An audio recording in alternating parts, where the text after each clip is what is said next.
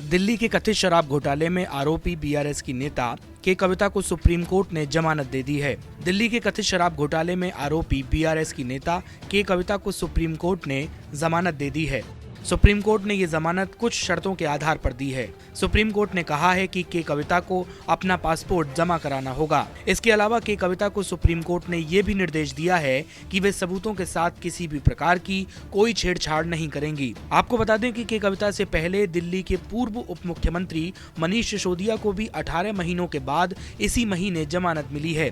के कविता तेलंगाना के पूर्व मुख्यमंत्री के चंद्रशेखर की बेटी हैं।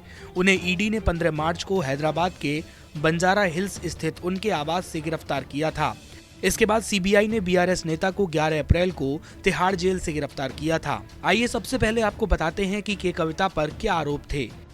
ईडी ने आबकारी नीति मामले से जुड़े मनी लॉन्ड्रिंग केस में के कविता पर कई आरोप लगाए थे।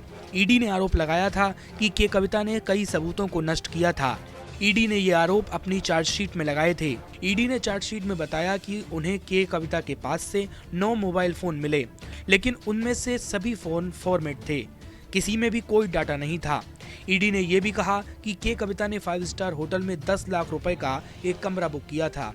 इसके साथ ही के कविता गवाहों को प्रभावित करने में शामिल थी। सुनवाई के दौरान के कविता की ओर से एडवोकेट मुकुल रोहतगी ने दलील दी और कहा कि कविता अभी विधायक हैं। सीबीआई और ईडी मामले में जांच पूरी हो चुकी है।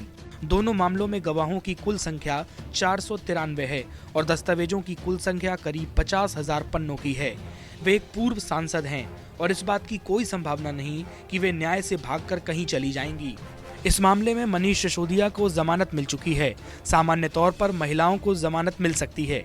इस पर बेंच ने कहा कि आप कोई कमजोर महिला नहीं हैं। इससे कोई फर्क नहीं पड़ता कि आप एमएलए हैं या एमएलसी। आरोप है साउथ लॉबी से 100 करोड़ रुपए दिल्ली भेजे गए, लेकिन कोई रिकवरी नहीं हुई।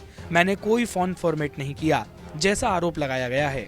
इस पर एएसजी राजू ने अपनी दलील देते हुए कहा कि कविता का व्यवहार सबूतों से छेड़छाड़ करने और गवाहों को धमकाने जैसा रहा है। इनके फोन की जांच करने पर पता चला कि उसमें कोई डेटा नहीं था। इस पर बेंच ने कहा कि लोग मैसेज डिलीट कर देते हैं, मुझे भी डिलीट करने की आदत है।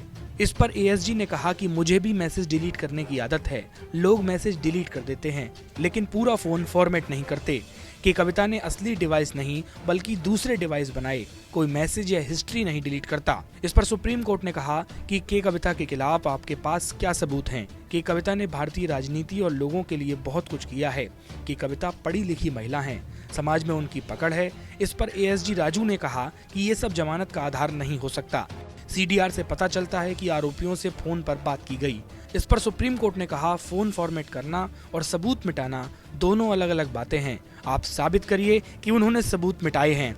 जांच पूरी हो चुकी है, आरोप पत्र दाखिल हो चुके हैं। इस मामले में 493 गवाह हैं, वो महिला हैं, उनको जमानत क्यों नहीं दी जाए।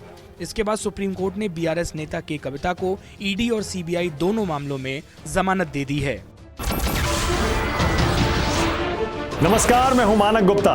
अगर आपको हमारा ये वीडियो पसंद आया हो तो इसे लाइक और शेयर जरूर करें और हाँ, हमें सब्सक्राइब और फॉलो करना ना भूलें ताकि आप देश और दुनिया की कोई खबर मिस ना करें। तो जुड़े रहिए हमारे साथ और देखते रहिए न्यूज़ 24।